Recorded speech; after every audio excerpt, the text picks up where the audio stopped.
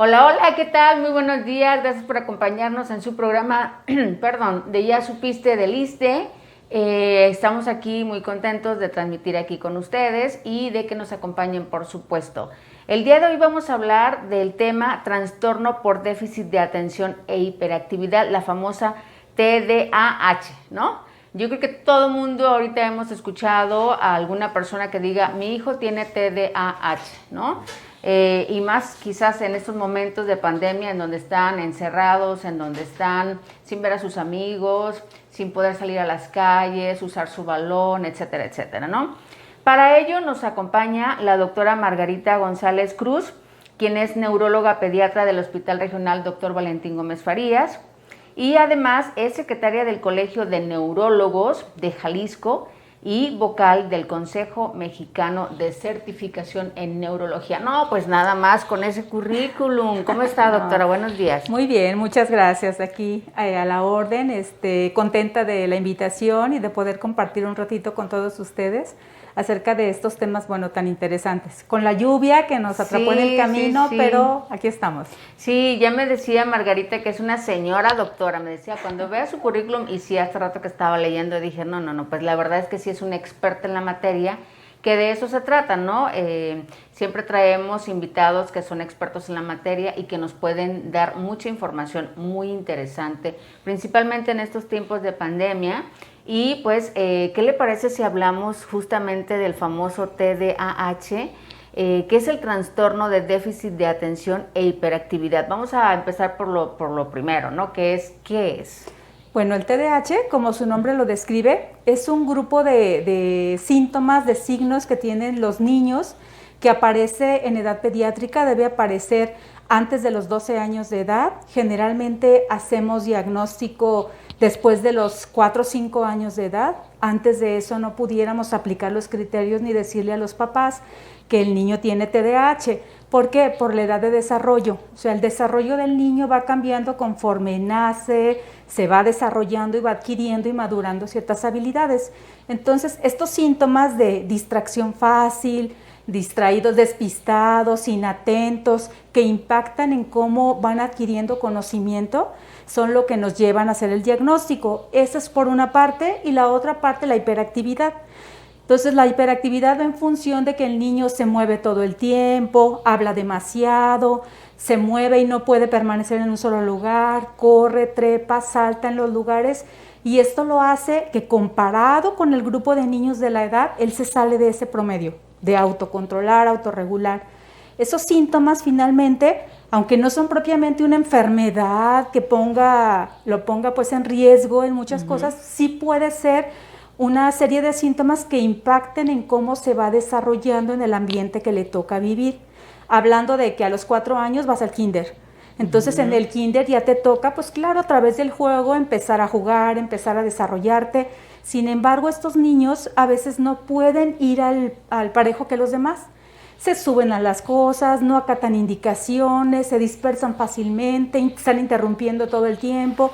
Y obviamente que eso impacta en cómo se adaptan al ambiente. Sí. Entonces, esos síntomas de inatención, hiperactividad, impulsividad muchas veces hacen que lleguemos al diagnóstico.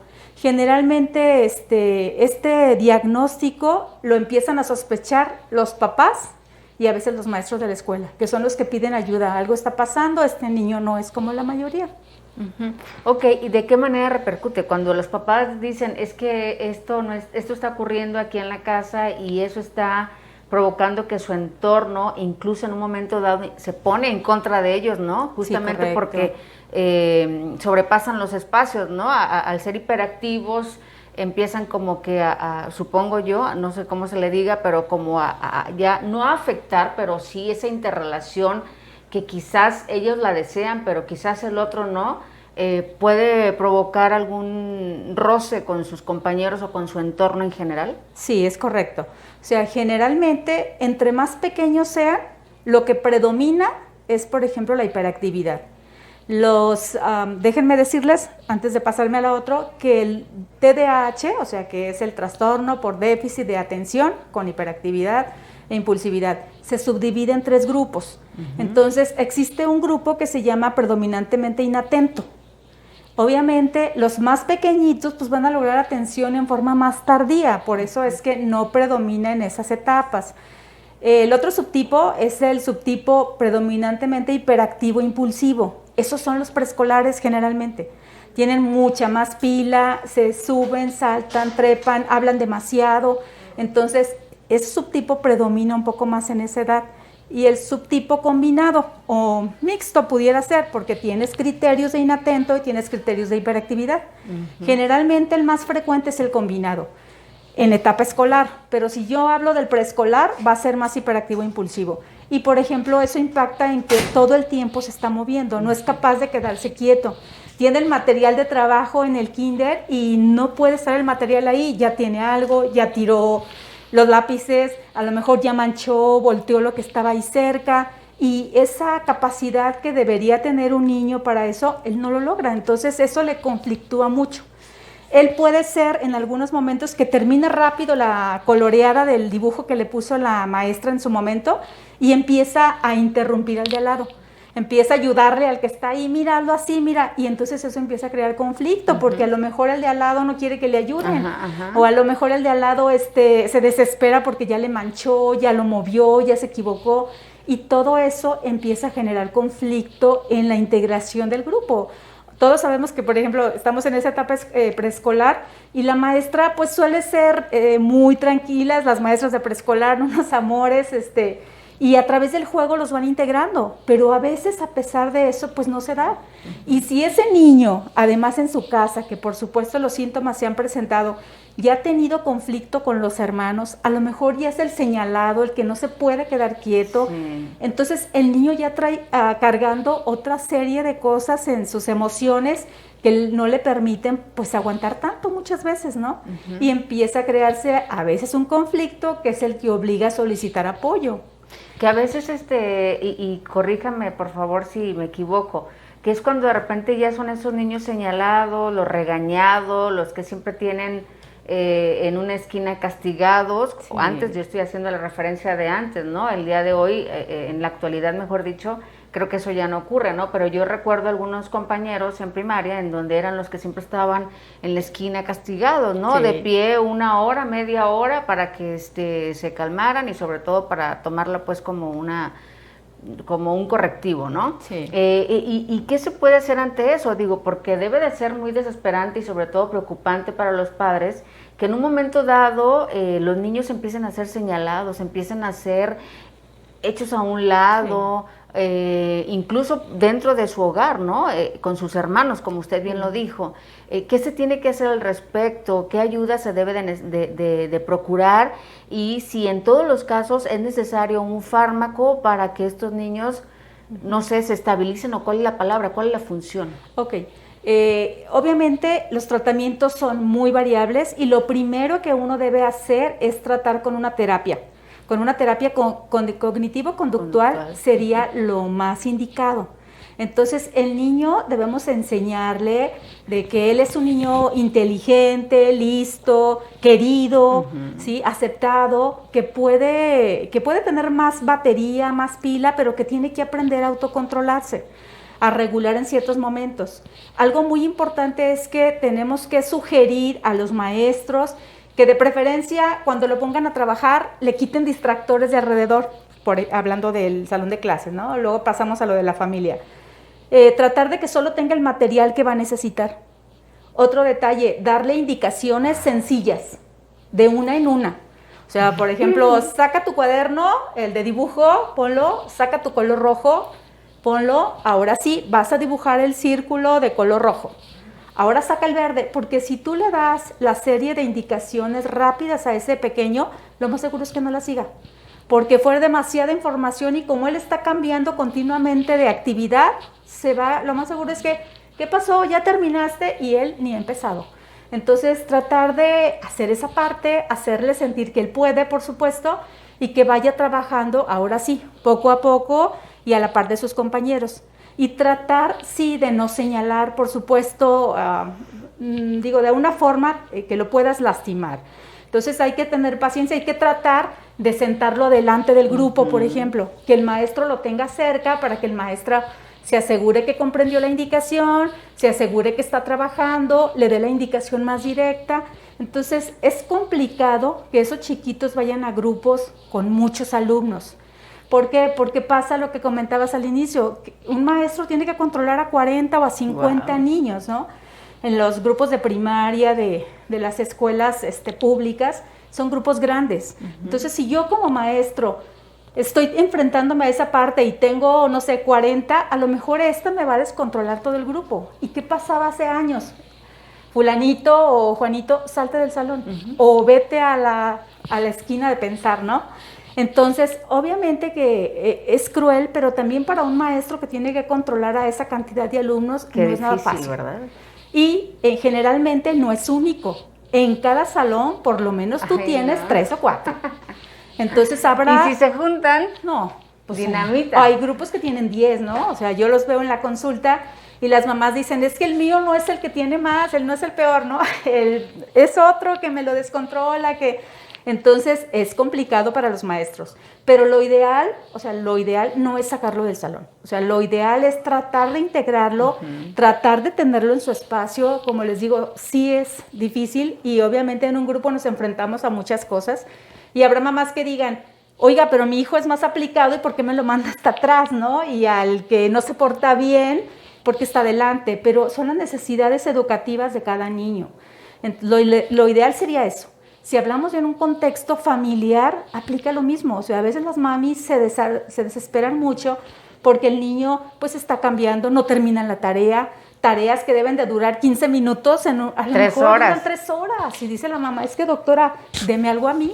O sea, el niño no ocupa, yo, ¿cómo le hago, no? Entonces sí es complicado, pero aplica la misma. Ponlo a hacer la tarea, dar indicaciones sencillas, directas, Estuvo muy bueno de eso, uno en uno, ¿no? Doctora. Entonces, no, de verdad que uno ve cada caso y sí, o sea, a veces ya le di al niño el tratamiento y la mamá sí dice, ¿y yo? ¿Qué me tomo yo? O sea, ahora pase al siguiente paciente, porque no es nada fácil. Yo creo que si tener hijos sanos es complicado, pues porque estás aprendiendo, porque...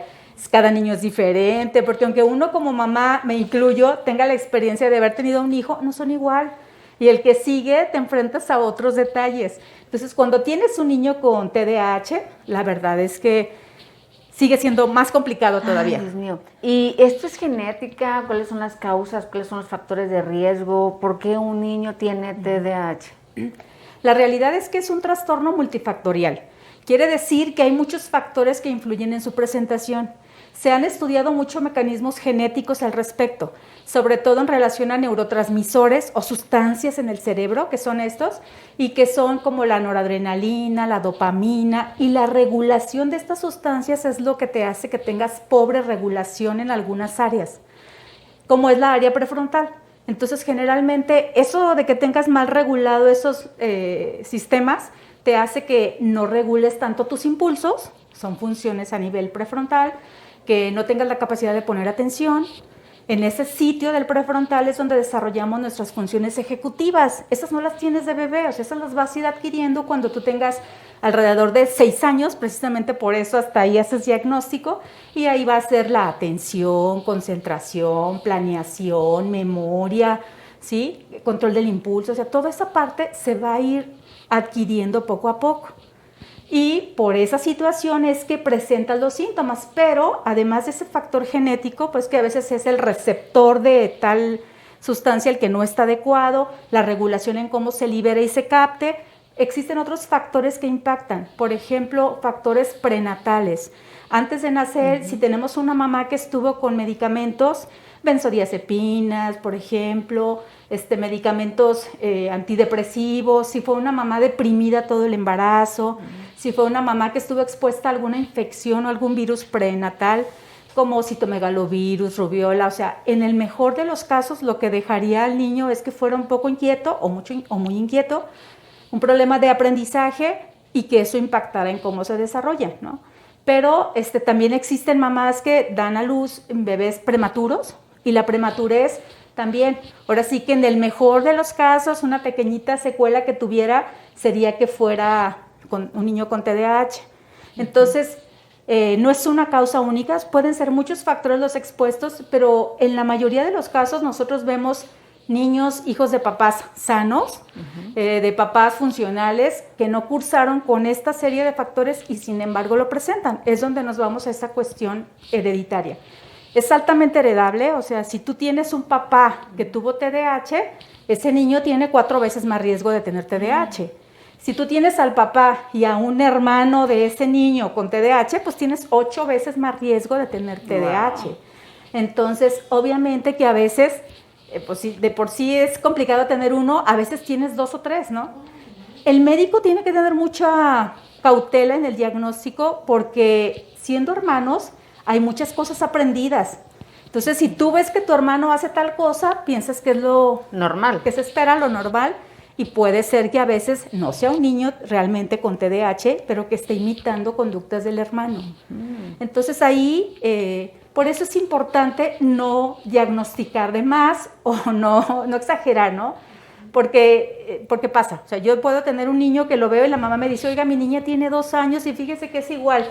Momento, o sea, a los 2 años no puedes hacer diagnóstico. Hay que trabajar mucho con la parte conductual en los más pequeños. O sea, hay que enseñarles qué es lo que se vale, qué es lo que no se vale, cómo reforzarles las cosas buenas, no reconocer, mira, esto está bien, mira, no, esto no. O sea, si yo te dije no te subes arriba de la mesa de la cocina, no se vale.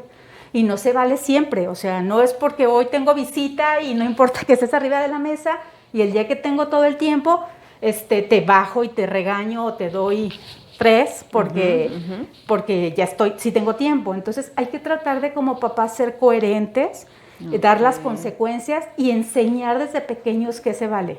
Yo sé que es una labor titánica para los papás porque finalmente muchos trabajamos, llegamos agotados, muchos niños van a la guardería y se la pasan hasta las 5 de la tarde en la guardería y a lo mejor quien está más tiempo con ellos son los maestros de la escuela, ¿no? Y cuando llego como mamá, llego llena de 1000 pendientes del trabajo y ahora me tocan los de la casa y a lo mejor tengo menos tolerancia. Pero en teoría, pues hay que sacar fuerzas y estrategias de todas partes para poder ir educando, enseñando y que el niño sepa, o sea, porque a veces los niños, ¿qué hacen cuando eres más pequeño? Estás probando.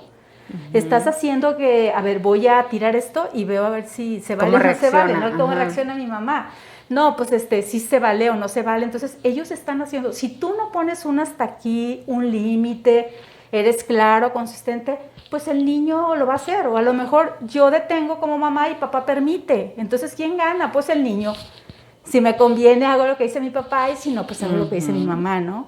Pero esa sería como la condición que hay que tratar de aplicar. Por un lado es eso, las enseñanzas y ayudarlo en su conducta, decirle qué está permitido y qué no está permitido. Sí.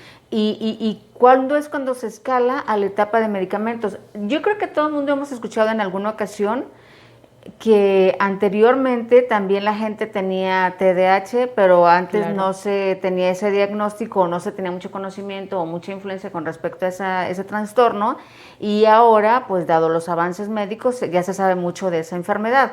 Pero, ¿qué será? Que desde tiempo atrás, muchísima gente también ya cursaba con esa enfermedad. Claro que sí, solamente que se diagnosticaba menos y se llamaba diferente. Fíjate. ¿Cómo se llamaba antes? Se llamaba disfunción cerebral mínima. Ay, no. Entonces, imagínense que a sus hijos, no le dicen, tu hijo tiene disfunción cerebral, bueno, pues eso es gravísimo, ¿no? O sea, como que los conceptos se han ido modificando. Toda esta cuestión de la hiperactividad fue diagnosticada primero cuando hubo algunos sobrevivientes de una encefalitis que hubo hace mucho tiempo que se llamaba encefalitis letárgica. Entonces, esos pacientes empezaron a ver que cursaban con síntomas de ese tipo y empezó a dejarse el título como que era una disfunción cerebral secundaria pues a lo que se sufrió de problema cerebral. Después de los sobrevivientes de la guerra, la exposición pues a esa parte pues presentaban síntomas parecidos y empezaron como que a catalogarlo de ese tipo. Después existe un libro que es el Manual de Diagnóstico y Tratamiento de las Enfermedades Mentales, que es el DSM, que empezó su parte 1, 2, bueno, ahorita vamos en el 5, DSM-5, empezó a establecer como los criterios para que el médico pudiera hacer diagnóstico. Para que hiciéramos el diagnóstico, entonces ya existía una guía, ¿no? Ya decía, si cumples, esos son 9 criterios de distraído. Estos son 9 criterios de hiperactivo impulsivo. Si tú completas 6 de esos 9, te puedo decir que eres inatento. Si tú completas 6 de los 9 de hiperactividad, te puedo decir que también eres hiperactivo, y si cumples de los 2, tienes un subtipo combinado. Entonces ya había más guía, por lo tanto es más fácil para el médico hacer un diagnóstico. ¿Siempre ha existido? Claro que sí. Si yo les pregunto a cualquiera del auditorio, si ustedes recuerdan cuando iban a la primaria o al kinder, si en su salón había el niño que la maestra sacaba de clases, se peleaba todo el tiempo, se agarraba a golpes, o sea, en cada salón había por lo menos 2 o 3. El inatento, bueno, válgame perdónenme los que sufrieron esta parte, pero era el clásico que le decían, eres muy burro. Entonces era el niño distraído, despistado, que no tenía tanta limpieza en sus trabajos, a lo mejor que ni trabajaba, ni sacaba el cuaderno. Entonces era un niño muchas de las veces distraído, inatento. Era el que regularmente ponían, perdón por la expresión, como usted lo mencionó, con las orejas de burro, ¿no? Sí, en una esquina. Es correcto. Y que realmente lo estigmatizaban, ¿no? Sí. Ya desde pequeño. Así es. Entonces, obviamente, existía desde que nosotros estábamos en la escuela y mucho antes. Entonces, ¿pero qué pasaba? O sea, yo creo que si recordamos, en los ambientes que se desarrollaban muchas veces decían, él no es para la escuela, que se ponga a trabajar, ¿no? O sea, sí. Él, y a veces ni siquiera terminaba la primaria, a lo mejor se lo llevaban a trabajar mejor en algo, se quedaba en la casa, pero entonces no había como esa cantidad de herramientas aplicables a todos. Y obviamente que eso limitaba mucho a esos niños. Digo, finalmente son niños con capacidad intelectual normal la mayoría, ojo con eso, porque a veces que los papás hacemos el diagnóstico y dicen, oiga, pero es que no ha retrasado. Claro que no ha retrasado. Es un niño que tiene un coeficiente intelectual promedio. Hay quien lo tiene más alto y habrá quien lo tiene limítrofe, pues más bajo, pero en general son niños listos, inteligentes, con capacidades. Pero a veces esos síntomas son los que hacen que no desarrollen todo el potencial que ellos tienen y que a lo mejor emocionalmente les afecte mucho más, porque no es lo mismo que yo vea que mi compañero a la primera aprende y yo me tardo mucho en que se me grabe lo que quiero aprender, ¿no? Entonces, al final, muchas veces esos niños con déficit de atención e hiperactividad los vemos, pero los vemos ya con patologías asociadas.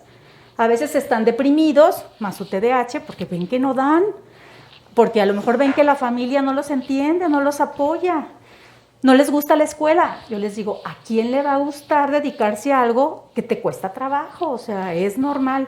Entonces hay que aprender estrategias para ayudarles. A lo mejor es un niño con mucha ansiedad y de repente tiene déficit de atención y tiene tics.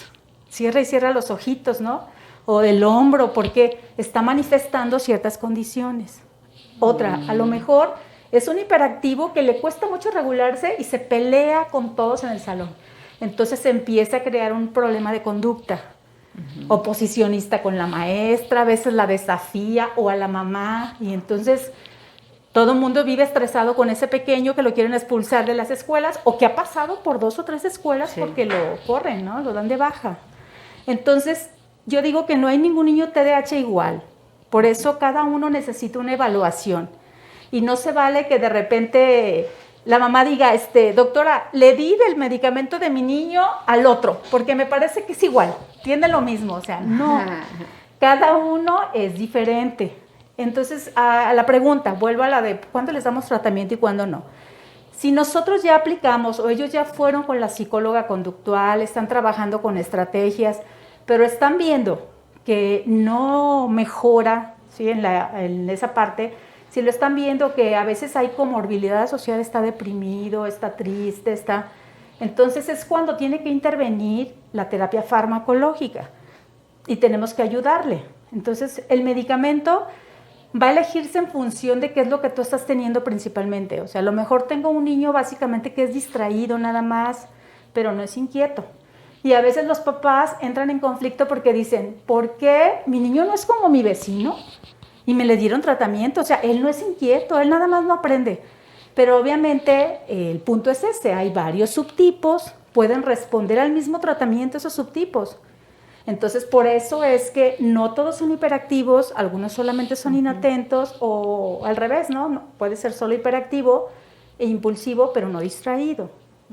Entonces, eso nos va a ir guiando en esa parte y hacer que los papás no se conflictúen, o sea, confíen en el médico que esté eligiendo la mejor terapia para su niño. Y obviamente que no se hagan doctores en ese momento porque dicen, no, es que yo creo que no le va a ayudar y no se lo dan, ¿no? Entonces, y también a mí me ha tocado ver algunos padres de familia que dicen, es que yo no quiero que mi hijo desde tan pequeño tome medicamento. Realmente como que sienten que están, así me lo manifestaron en alguna ocasión un padre de familia, me decían, es que siento que le estoy, que no quiero decir drogando, pero ya lo dije, ¿no? No sé de qué manera decirlo. Pero dicen, es que siento que le estoy induciendo a tomar medicamento que desde pequeño yo creo que no debe de tomar. Fíjate que yo ahí lo que les digo mucho a los papás, y claro que esa es una condición frecuente, muchos niños no son tratados y no son apoyados porque los papás comentan eso, o sea, yo no quiero que tome medicamento, porque como que sienten que la condición es, si necesito un medicamento para controlarme de niño, lo voy a necesitar de adulto. Esa también es otra, ¿no? Que creen que se va a generar una adicción. Pero la realidad es que si alguien tiene un problema y ese problema le está impidiendo adaptarse, adecuarse y tener un desarrollo promedio, entonces tú tienes que ayudarlo como papá, como maestro, como médico y tratar de ofrecer lo mejor. Yo les digo a los papás, mire, yo no gano más porque le recete un medicamento o porque no se lo recete. Yo estoy aquí para ayudarle. Y si usted viene conmigo es porque su hijo tiene un problema y usted ya lo ha intentado controlar en su casa con las herramientas que tiene. Si eso ha persistido y le ha impactado en otros ambientes, cuando se queda en casa de la tía, de la abuelita, cuando está en la escuela, entonces quiere decir que no se lo inventó nadie. O sea, el niño está teniendo problema para regular. Y primer punto, ok, démosle la terapia conductual. Si ya viene después de eso, ya la tomó, es que no, entonces estamos ofreciendo otra posibilidad de ayudarle a que esos neurotransmisores cerebrales que no están con una adecuada regulación, tú le ayudes a regularlos. Entonces, sí, a veces, claro que me dicen, claro que me toca, tengo 19 años dedicándome a la neurología pediátrica y de repente dicen, es que yo lo veo que lo trae sedado, o que lo trae lento, o que lo trae... Vi a un niño y estaba así. No quiere decir que tu hijo va a estar así. A lo mejor él tiene otra condición, otro problema, o la dosis está muy alta y a lo mejor necesitan bajarla. Entonces, la mejor manera de que ese niño mejore es que haya comunicación papás y médico. Porque si yo sé que lo tumbó, digamos, o lo durmió, pues entonces le voy a bajar la dosis. O le voy a ofrecer otro tipo de medicamentos que actúe que sea para eso, pero que no ocasione el mismo efecto. Entonces, la idea es que con el tratamiento lo vean mejor, no peor. Entonces, yo creo que una parte es eso, o sea, comunicación, aprender al respecto, o sea, que yo no crea que el médico le dio solo porque nomás, y que yo me dé cuenta si realmente tengo un problema, porque si yo digo con papá, es que no tiene nada, no tengo un problema, pues entonces a lo mejor no acepto la consulta, ¿no? Ni voy al médico, ni pago por algo que no me voy a dar. Digo. Y también sucede lo que ya mencionó, ¿no? Que muchas veces fueron una vez y cuando ya les dieron esa oferta de medicamento porque lo requiere, ya no van. Ya no van y entonces, ¿qué sucede con el hijo? Si va a seguir igual. Claro. ¿Sí? Y la otra parte, muchas veces le das el tratamiento, la mamá dice que sí, pero a lo mejor ¿quién vigila que se lo toma? Si mami tiene que salir a trabajar y muchas veces papá no está de acuerdo en que se lo tome, entonces el niño no se lo toma. Y puede llegar a la consulta y decir, es que no ha mejorado, pues porque ¿cómo? No se lo ha tomado, ¿no? Entonces, muchas veces los escenarios, les digo, son diferentes. Ahorita yo toqué mucho del preescolar, pero en el escolar lo que vemos más es problemas de aprendizaje. O sea, el niño en el kinder era a través del juego, era mucho que el círculo, el cuadrado, empieza los números, te los aprendes cantaditos, muchas estrategias. Pero cuando llegas a la primaria necesitas entrar a la lectoescritura, entrar a los números, entrar a las sumas, y si tú eres distraído, pues ahí te vas a enfrentar a mucho más problema o conflicto, ¿no? Entonces, ahí por eso es que cuando más los vemos es en esas etapas.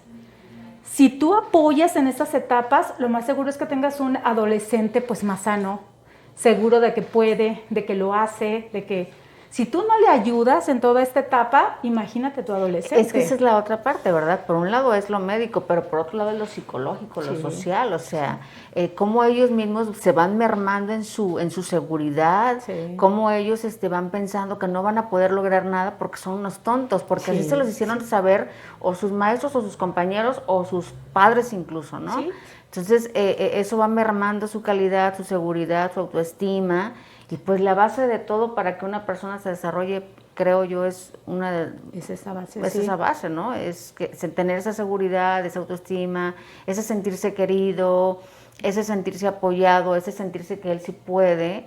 Y cuando yo me veo en una circunstancia en donde todo me indica lo contrario, pues me hundo, ¿no? Claro. Y ahí es donde entran los factores que usted está mencionando, que es la depresión. Sí. ¿Qué otros factores se incluyen, se adhieren al padecimiento de TDAH?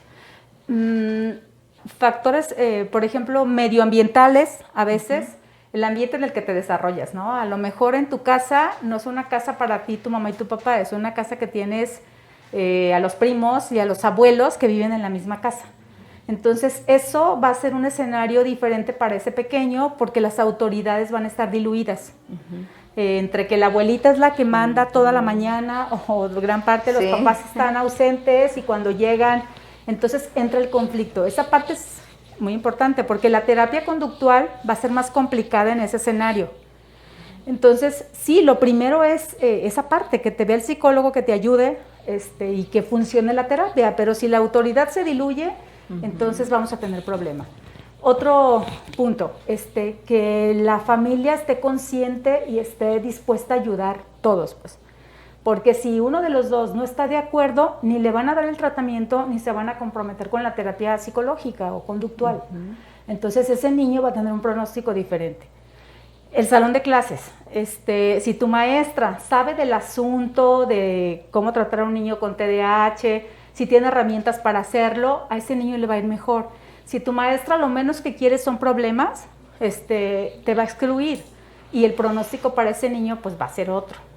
Si es un niño que aparte de TDAH, supongamos que es asmático y tiene un tratamiento para asma, que hace infecciones de repetición, que a lo mejor haya estado en el hospital frecuentemente, pues son condiciones adversas o diferentes para ese pequeño. Entonces, todos esos factores van a influir en cómo le vaya y en su pronóstico a largo plazo. Algo que se me pasaba a decirles es que es común que a veces cuando nosotros aplicamos criterios de TDAH, a veces dice la mamá, doctora, yo los cumplo todos, o el papá, ¿no? Entonces dices, y ya en retrospectiva, yo reprobaba, yo no terminé la escuela, entonces te das cuenta de esa heredabilidad que les platicaba al principio. Y a veces también pasa que el papá dice, yo era así, nadie me dio tratamiento, ¿por qué le van a dar a mi hijo, no? Entonces, si yo pude salir adelante, ¿no? Solamente que ese niño tiene unos papás diferentes, una casa diferente, unos hermanos diferentes, y a veces las condiciones no van a ser las mismas que vivió el papá, ¿no? Entonces, eso es, común. Esos síntomas de TDAH se deben haber presentado por lo menos en los últimos 6 meses. Si eras un niño normal que vas a segundo de primaria o a tercero y nunca habías tenido problema y de repente cumples todo lo de distraído, inatento, baja rendimiento académico, ahí yo le plantearía, ¿qué está viviendo ese niño? A lo mejor lo que está teniendo es una depresión o está teniendo, alguien le está haciendo bullying, alguien le está influyendo en que presente síntomas de distraído, de retraimiento y no es propiamente TDAH. O está poniéndose agresivo, se pelea con todos y a lo mejor no es TDAH. Entonces hay que hacer una muy buena historia clínica, hay que interrogar bien a los papás, al niño, explorar y valorar qué condiciones está viendo y desde cuándo son los síntomas. Además de eso, otra de las cosas que están presentando mucho las situaciones es la ansiedad. Antes pareciera que todo el mundo creíamos que solamente la ansiedad se presentaba en los adultos, ¿no? Sí. Por los problemas familiares, económicos, psicológicos, ambientales, etcétera, etcétera. Sí. Sin embargo, día a día y desde antes de la pandemia, porque por supuesto que en la pandemia seguramente se recrudeció, pero desde antes de la pandemia nos damos cuenta de que no solamente en los adultos se presenta la ansiedad, sino que también en los niños. Sí, es correcto. Y esto agregado al trastorno de ansiedad, de déficit de atención, ¿cuál es el cóctel que se hace? Bueno, obviamente que se hace más complicado. Y es cierto, a veces las personas piensan que porque son niños no pueden deprimirse, que porque son niños no pueden tener ansiedad, que porque son niños no pueden tener, de hecho a veces hasta me dicen, ¿a poco migraña en los niños? Pues claro, ¿no? O sea, ese es otro contexto, pero claro que los niños tienen todo el derecho de tener los síntomas que quieran. Entonces, yo les platicaba hace rato que yo creo que de los pacientes que tienen TDAH, solo 30% son puros, o sea, solo el TDAH y le puedes ayudar directo a eso. La gran mayoría, un 60-70, tienen comorbilidad. Entonces quiere decir que tienen un trastorno comúnmente psiquiátrico asociado. Que ahí entra la depresión, la ansiedad, los tics, el problema de conducta, un trastorno posicionista desafiante, un trastorno específico del aprendizaje. Entonces, todo eso, y fíjense, nos va a hacer que no sea igual el niño mío con el de mi vecino y el de mi compadre y el de mi hermana, ¿no? Por esa situación. Entonces, el tratamiento muchas veces no solamente va enfocado al TDAH. A lo mejor yo necesito que siga con su tratamiento de TDAH, mejorar esa capacidad de concentración, aprendizaje, adquisición de conocimiento, y además le doy su antidepresivo, o le pido el apoyo a la psicóloga para que trabaje las emociones, lo afectivo, le dé herramientas a la familia para poder ir mejorando esa parte. Entonces, yo creo que ahí cambia esa parte. A lo mejor los tics lo están haciendo que lo estigmaticen sus compañeros, ¿no? Ay, mira cómo le hace, cierra todo el tiempo los ojos, etcétera. Entonces, eso va a ser diferente. ¿De dónde digo que se derivaban los tics? De la ansiedad generalmente.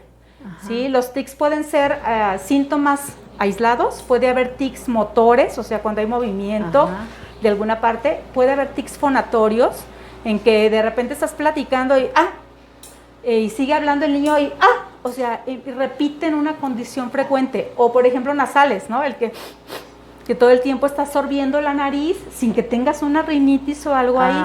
Entonces, este es otro tipo de tic. Entonces puede haber diferentes y son manifestaciones comúnmente de problemas ansiosos. Nunca tienes tics dormido, porque ahí estás en otra parte. Relajado. Si tú estás despierto y si en ese momento te están regañando, tus tics van a aumentar. Entonces la ansiedad los aumenta.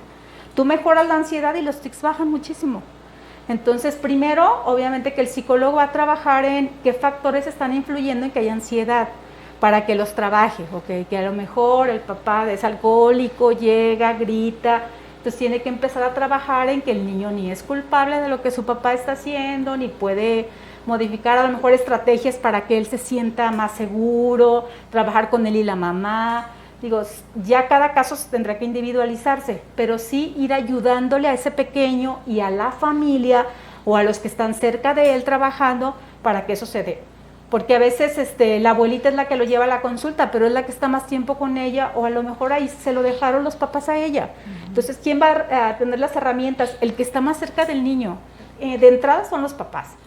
Pero bueno, obviamente que eso puede variar en función de cada familia, ¿no? De la dinámica de esa familia. Entonces, colaterales, depresión, ansiedad. ¿Qué otras? Trastorno de conducta. Trastorno de conducta. Sí, a veces el oposicionista, el que reta a la maestra. Exacto, o el que reta a los papás, ¿no? Entonces eso, obviamente, por más medicamento del TDAH que le des a alguien de conducta, si tú no le ayudas con terapia conductual, con consecuencias, con límites, con reglas, no lo vas a mejorar. Entonces muchas veces llegan y dicen, es que no ha mejorado. ¿Qué es lo que no ha mejorado? A veces es la comorbilidad básicamente, la conducta, ¿no? Porque lo estás dejando que el niño haga, resuelva y acomode todo como puede. Ok, y bueno, ¿cuál es el escenario para estos niños? A corto y a mediano y a largo plazo, ¿estos niños en qué se convierten? Se escucha muy fuerte, pero sí, estos niños pueden llevar una vida normal, pueden tomar malas decisiones, por la experiencia que se tiene de los años de conocimiento. ¿Hacia dónde va un niño que no es bien tratado de TDAH y de sus comorbilidades? Fíjense que, por ejemplo, aquí es algo bien interesante considerar que el TDAH también existe en el adulto, ¿eh? Sí. Entonces, obviamente, a veces le decimos TDAH residual. pero muchos adultos no somos tan funcionales en nuestra edad adulta. A veces alguien dice de los propios papás, no, es que yo así era y míreme, a lo mejor ya pasaste por 3 matrimonios porque estás en este y te hartas y lo sigues el que viene y en el otro, o ves a alguien con depresión.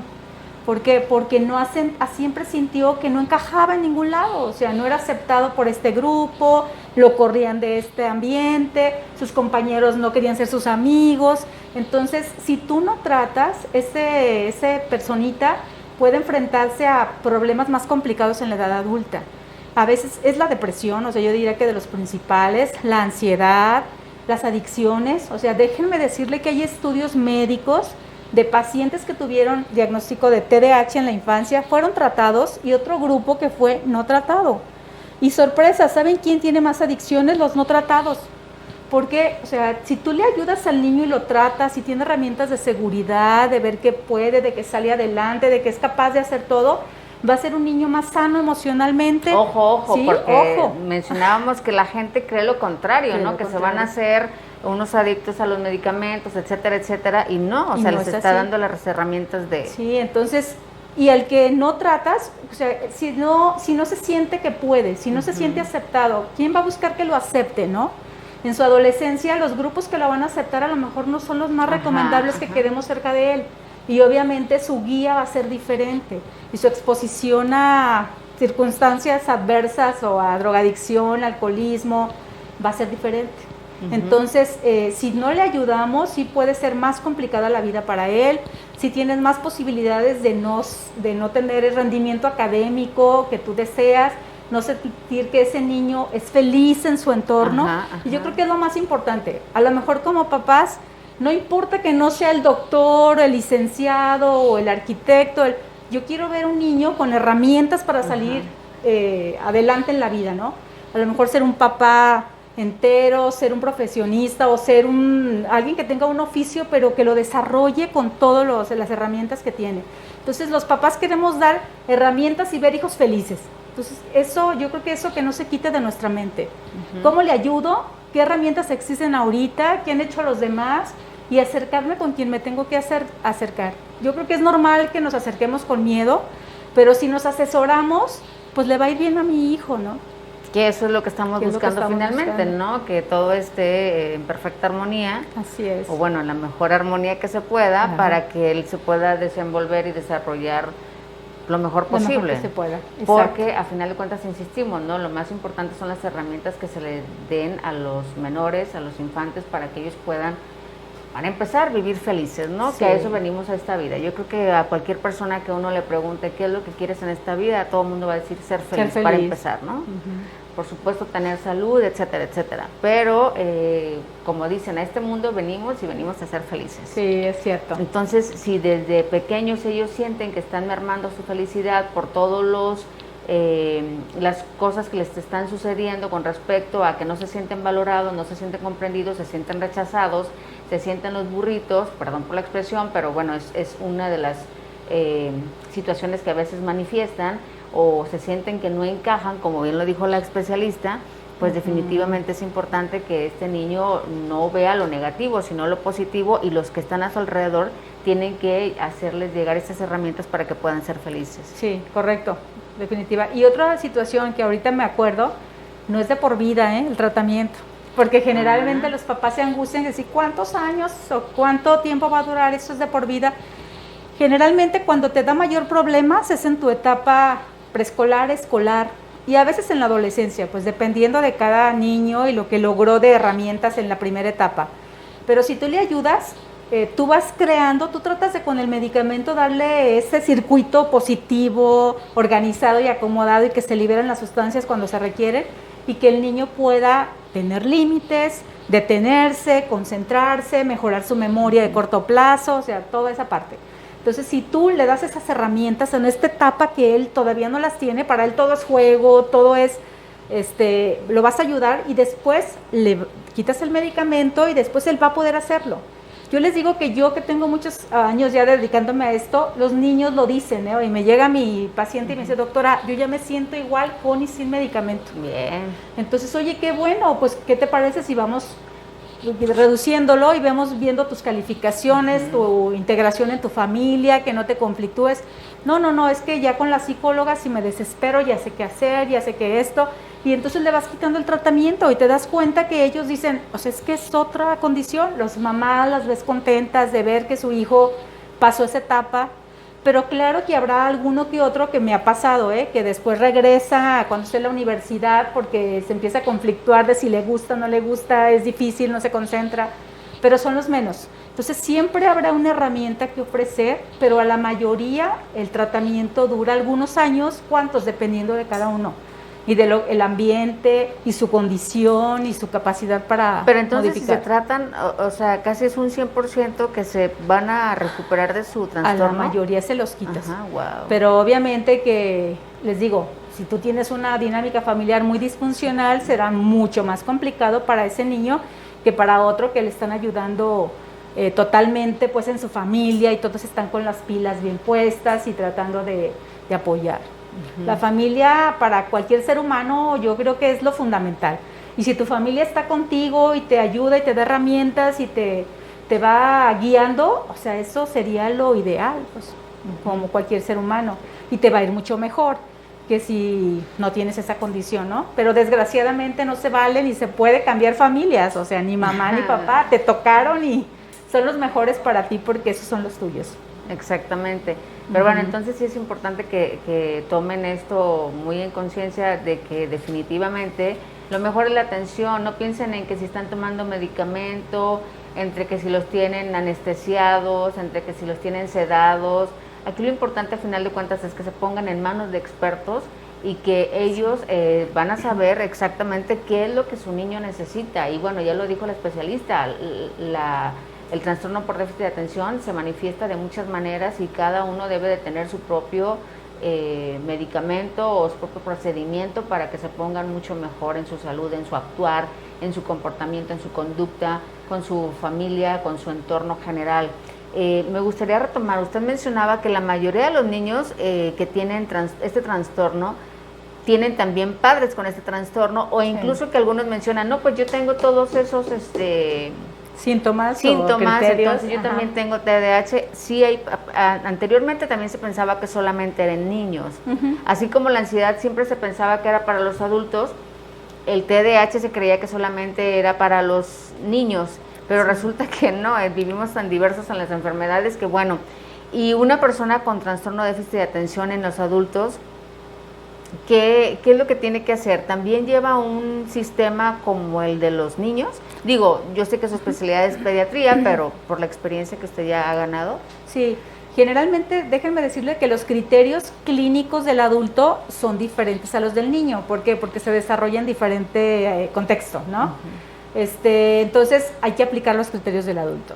El tratamiento, claro que va a ir en función y lo requiere si de veras en su ambiente laboral, que es generalmente en su ambiente de integración, se está dando o no se está dando. Yo le digo a alguna mamá, ¿no? Que me dice, es que yo estoy distraída todo el tiempo, olvido las llaves, ya perdí la tarjeta de crédito. Le digo, a ver, a lo mejor sí tienes criterios de TDAH, pero ¿qué tal que estás cursando ahorita con una depresión, con un exceso de trabajo, con algo que te tiene estresada y eso te está haciendo que los síntomas de distraída estén más acentuados? A lo mejor si te ayudo en esa parte vas a mejorar más que si solamente te doy el tratamiento, la sustancia directa para TDAH.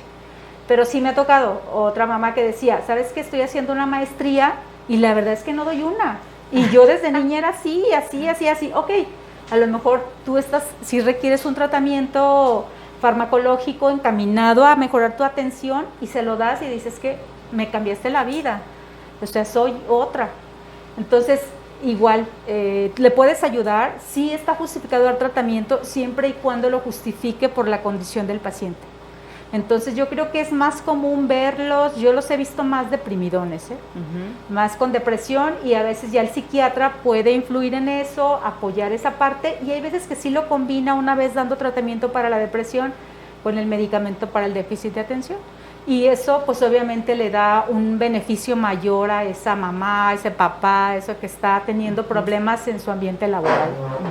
Sobre todo cuando se tiene que poner, por ejemplo, el triple de esfuerzo, ¿no? Sí. Si de repente la atención está dispersa, es como focalizar y Sí. poner a trabajar las neuronas, ¿no? Es así Claro. como atención, atención, atención, atención. A lo mejor, como le decimos a los niños, tienes que tener rutinas positivas. O sea, si tú ya sabes que se te olvida, el adulto puede usar una agenda, puedes poner recordadores, hay muchas cosas que te pueden ayudar y que no son aplicables a veces al niño. Si tú a un niño le dices agéndalo, hasta Pues crees, no. ¿no? O sea, claro que no. Entonces el niño es diferente porque todavía no tiene esas herramientas que el adulto ha desarrollado. Entonces puedes usar una agenda, puedes usar tu montón de post-it cerca de la computadora, hoy me toca esto, a lo mejor hacer horarios de trabajo para que digas, hoy son las 4, ¿qué tiene que ser esta hora tal? Entonces ya uno puede ser funcional en esa parte.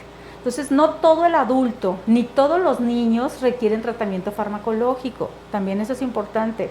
No porque cumplen los criterios ya te vamos a dar a todos, ¿no? Si tú estás funcionando en el ambiente que te toca y estás rindiendo bien, no estás teniendo comorbilidad o esas patologías asociadas, entonces tú quiere decir que tienes herramientas de utilidad para que funciones y tu cerebro pues vaya con su proceso de desarrollo, sinaptogénesis y todo dándose.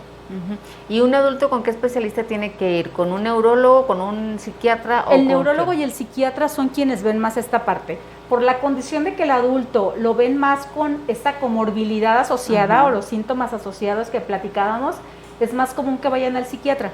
Pero hay neurólogos que ven TDAH, que les gusta ayudar al paciente en esta parte y que pueden hacerlo, pues. Sí, porque regularmente uno no dice voy a ir al neurólogo, uno dice voy a ir al psiquiatra, ¿no? Ajá. Porque es, como usted bien lo dice, la comorbilidad es la que se atiende, la ansiedad, la depresión, no sé cuáles otras sean, pero sí, y no dice uno voy al neurólogo para que me trate el trastorno de déficit de atención, ¿no? Sí, y por ejemplo, a diferencia de la edad pediátrica, que en general, ¿quiénes vemos TDAH de los médicos? El neurólogo pediatra, el psiquiatra o psiquiatra infantil, somos los que vemos mucho más esta parte. Y claro, los psicólogos que son una piedra fundamental en esta parte, ¿no? Los psicólogos infantiles, los con el perfil de tratar trastorno conductual, yo creo que de entrada, son los que más le pueden ayudar al niño y a la familia, pero considerar esa parte. Y de hecho a veces dicen, es que esto tiene con psicólogo, o sea, ¿para qué lo mandan al neurólogo? Pero la realidad es que cuando te dedicas a esto y ves casos diferentes y ves que no todo se resuelve así con terapia conductual, es cuando te das cuenta que esto necesita un equipo multidisciplinario. Que además, bueno, si ya existe un especialista justamente en eso, digo, ¿por qué no también echar mano de esa herramienta, no? Exacto. Si ya tienen toda la experiencia, si ya tienen todas las bases, tienen conocimiento de la materia, pues ¿por qué no también incursionar en esta especialidad? Es correcto, sí, así es. Que su niño se lo va a agradecer, por supuesto. Digo, voy a intervenir. Adelante. Yo pienso que mucho tiene que ver que los papás ya al pensar en ir al psiquiatra, al psiquiatra o con la neurólogo, no voy porque de cajón va el medicamento. Sí. Así es. Entonces, digo porque me ha tocado platicar, trabajé en un momento en colegio, entonces los papás se resistían demasiado, o sea, buscaban otras alternativas, pero era lo último, porque si es que me lo van a medicar. De entrada va medicamento. Y bueno, ya vemos que no es así. Así es. Lo van a anestesiar y eso les tienen pavor, cuando realmente ya lo dice la especialista, pues por un tiempo, pero posteriormente va a estar rozagante, como dicen, sano, fuerte, feliz. Exacto. Y además con toda la aplicación que se requiere, ¿no? Sí, definitivamente. Ok, sí. Y hablando de trastorno por déficit de atención y de acuerdo a la experiencia que usted tiene, ¿cuáles son los casos que más le ha llamado la atención? Por supuesto, es de manera general, ¿no? Y si toco este tema es justamente para que algunas personas quizás se puedan identificar y vean que realmente sí necesitan esa atención o sus niños requieren esa atención y que ya no estén como pues sufriendo, ¿no? Sufriendo, o sea, la verdad es que los niños sufren. Yo creo que, bueno, ha habido muchos casos que hemos tratado con esta parte, pero yo creo que una parte o algunos que a mí me impactan más es cuando el niño no tiene confianza en sí mismo, o sea, está tan deprimido y no cree que puede, y sufre pensando que es diferente a los demás y que él no es capaz ni, por supuesto, de ser como sus compañeros, ¿no? Yo creo que estos casos así me impactan porque digo, claro que no, o sea, claro que eres inteligente, o sea, y a veces es que soy un tonto, es que soy un tonto, es que no puedo, es que, y los ves, o sea, de veras, los chiquitos que entran con la mirada, no. o sea, y que a veces en el entorno que les toca vivir, a lo mejor la gente no sabe al respecto y no les ha ayudado en esa parte, ¿no? O sea, a lo mejor su maestro en un momento de explosión, y a veces los papás también, ¿no? De que te agarran en tus 5 minutos de desesperación, le dices cosas que a ti se te van a olvidar, pero que para él le van a durar toda la vida. O sea, mi papá dice que no soy inteligente, que soy un tonto. Entonces, con eso creces. O sea, y hay que recordar eso antes de decirle cualquier cosa a un niño. Otro punto que también me impacta mucho es cuando los niños están enojados todo el tiempo. Dice la mamá, es que está agresivo, es que les pega a todos. Ojo, los niños cuando están deprimidos están agresivos y están enojados. No todos los niños lloran, no todos los seres humanos lloramos cuando estamos deprimidos.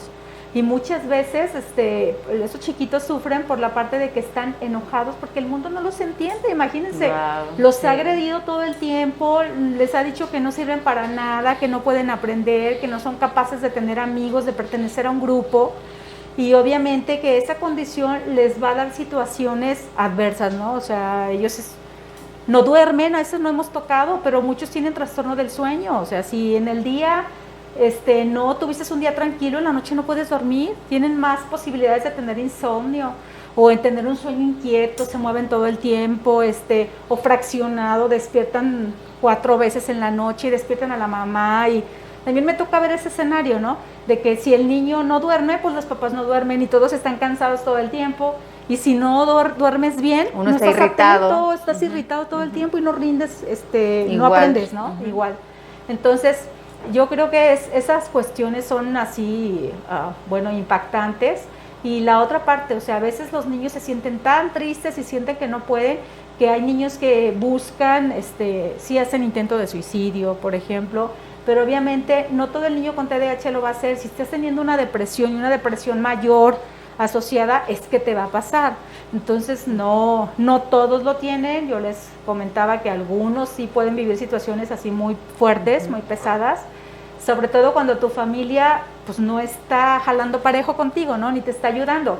Acuérdense, como niños estamos adquiriendo madurez, herramientas para la vida, viendo cómo lo resuelven y estamos imitando a nuestros papás, porque las palabras instruyen, pero el ejemplo arrastra. Entonces, si tú como mamá le dices, no grites, pero tú gritas todo el tiempo, pues ¿qué estás enseñando, no? O sea, a lo mejor él va a imitarte, tu hijo, tu espejo, ¿no? Entonces, yo creo que hay que tratar como papás de aprender al respecto, de ver herramientas que nos puedan ayudar. Yo sé que no es fácil, pero eso le va a ayudar mucho al hijo. Y si yo me olvido y yo nomás pienso que yo soy la única del problema porque tengo que traer la comida a la casa, más cuidar a mis hijos, más pagar la escuela o pagar el psicólogo, entonces estoy encerrándome en un círculo, pero que yo como adulto ya tengo herramientas para salir, él no. Ajá. Entonces a lo mejor hay que detenernos en pensar que cuando un niño presenta algún síntoma así, es que está pidiendo ayuda y hay que ver cómo le ayudo. Y no todo es, o sea, porque sí pasa, es que está agresivo, o sea, es que, ¿qué le hago? A lo mejor les digo, muy comúnmente puede estar deprimido y si no le ayudo, pues él no va a cambiar ni va a modificar esa parte. Uh-huh. Entonces piensen que el niño es, ahora sí que un cuaderno en blanco. ¿Cómo ayudar a un niño agresivo que incluso a lo mejor, no sé, puede ser o de los que resultan que les hacen bullying o que ellos hacen bullying, ¿no? Uh-huh. Entonces, cuando hablamos de bullying, ¿también pudiera haber un trasfondo de este tipo? Claro, sí pudiera haber. O sea, por ejemplo, alguien que hace bullying casi siempre es porque él se lo hicieron antes, ¿no? Ya vivió esa situación y empieza a bullear él a los otros, ya sabe lo que se siente y entonces quiere estar del otro lado todo el tiempo. Si yo soy alguien que no tengo muchas herramientas emocionales, que no tengo a quien contarle lo que me pasa, si yo soy alguien con la autoestima más baja, voy a caer en esa parte. Es más fácil que me hagan bullying a mí. Ajá. Y que yo no me quede ahí atrapado. Sin embargo, si soy alguien que tiene otras herramientas, a lo mejor lo voy a decir, le voy a platicar a mi mamá, a mi maestra, voy a tratar de ver cómo evito que me esté buleando. Entonces sí es más fácil que le pase a un niño que tiene un problema emocional, que lo buleen. ¿Y qué pasa con la otra parte, con los que bulean? Con los que bulean. Generalmente esos niños, les digo, muchos ya fueron buleados, ya lo aprendieron. Entonces, ¿qué hay que hacer? Obviamente que ahí hay que tratar de ver el contexto que tiene y ayudarle en esa parte, porque a lo mejor es alguien que ya cursó con eso, que ya a lo mejor está deprimido, a lo mejor tiene problemas en la dinámica de la familia, a lo mejor en su casa él vive una situación diferente, y yo diría que hay que investigar a cada uno individual, porque puedes ayudarles a ambos, por supuesto, pero si no conoces por qué él está haciendo bullying, por qué está viviendo.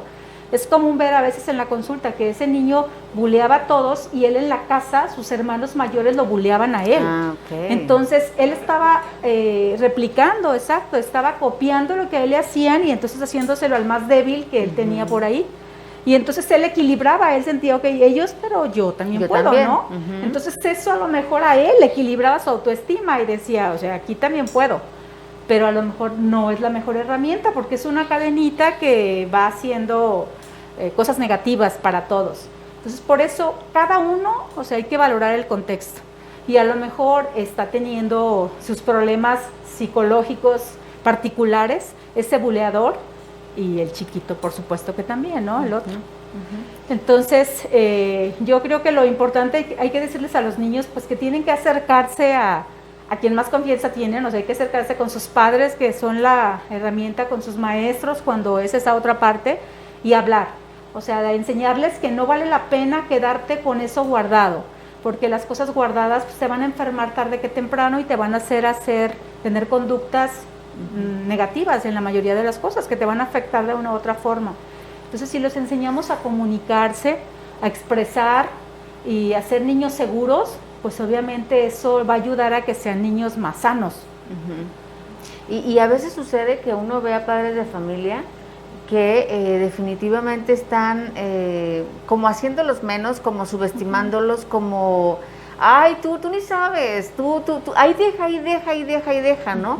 Cuando realmente no se dan cuenta de lo que están ocasionando en este niño, en estos niños, y que les merma su, como ya lo decíamos, ¿no? Su autoestima, ¿sí? Su seguridad, y híjole, qué interesante tema. La verdad es que yo le traía muchas ganas a este tema porque creo que es un tema que por lo pronto en tiempos pasados y en la actualidad no caduca, porque creo que todo el mundo conocemos a un niño hiperactivo, a un niño con trastorno de déficit de atención, y necesitamos como esta información, estos enfoques para que la gente que está sufriendo del otro lado de la pantalla pues se dé cuenta de que sí es necesario, de verdad sí es necesario que pongan atención para que sus niños el día de mañana sean unos niños prósperos, unos niños felices, unos niños que puedan tener una autoestima elevada, que les permita tener una vida lo más placentera que se pueda, lo más bonita que se pueda, que independientemente de que existe esa enfermedad, pues también existe una cura, y que sí es importante de verdad que los que están a su alrededor se den cuenta de que tienen que poner atención. Ahora sí que deben de poner atención en esos niños con trastorno de déficit de atención. Si ellos no pueden por sí solos, porque no van a poder, porque no lo identifican, que sean sus maestros, que sean sus padres, que sean sus amigos, que sean sus familiares, la familia, ¿no?, con la que crecen. Y pues la verdad que agradecemos muchísimo su presencia, doctora. Ay, definitivamente tiene que venir nuevamente con nosotros a hablar. Justamente cuando ella entró aquí a este lugar nos mencionaba que justamente con la pandemia se está teniendo muchos problemas de depresión, que ya lo mencionó de manera general, pero sí también es importante mencionarlo en otros ámbitos. Y bueno, tenemos una realidad que es el COVID-19, y que tenemos que hacer frente a él, no solamente con las vacunas, también con el entorno emocional, psicosocial, que es importantísimo, y que tanto se habla de que si van a entrar o no a clases, es importantísimo, por supuesto, el tema, pero también creo que están dejando un poco de lado las herramientas que deben de tener para llegar a clases, ¿no? Por supuesto, sí, yo les decía que realmente nuestra consulta, o mi consulta en particular, aumentó mucho por esa parte, o sea, esa comorbilidad psiquiátrica o de ansiedad, depresión. O sea, el niño con trastorno neurológico, más deprimido, más ansioso, más trastorno del sueño, yo creo que es lo que más he visto en la consulta. Y a veces del 100% que veía en la consulta, el 50% ya tenía alguno de esos trastornos. Entonces, obviamente que eso nada más nos está manifestando lo que está viviendo la población. Y yo me queda claro que los papás, claro que lo viven, pero también me queda claro que los chiquitos son los que no tienen herramientas para sobrellevar esto. Por eso es que necesitan el apoyo, necesitan el acompañamiento y necesitan ver a su mamá bien, porque si la cabeza de la familia no está bien, pues ellos tampoco. Claro que no van a estar bien. Entonces yo creo que sí da para mucho, o sea, la verdad es que nos ha cambiado el contexto, la pandemia, ¿no? Yo creo que en todos los ámbitos ha influido y pues obviamente los que vemos pacientes con patología crónica o que vemos de mucho tiempo, pues nos damos cuenta más de cerca de ello. No, y encantada de venir otro día. Muchas gracias por la invitación. Pues entonces ya quedó pactado, ya hicimos un trato y a ustedes le decimos muchísimas gracias. Gracias por estar con nosotros. De verdad, no echen saco roto esta información. Es importantísima y bueno, ya vieron la entrevista realmente muy amena con una persona que tiene mucho conocimiento del tema. Y bueno, pues nuevamente gracias, doctora, muchas gracias. Gracias igual, si pudiera dar su número de celular, a lo mejor alguna persona quisiera verlo de manera directa con usted, ¿no? Claro, sí, mi número, por ejemplo, de consultorio es el 33 36 30 0198 o 0199. Y ya algo muy en particular es el 33 39 54 66 48.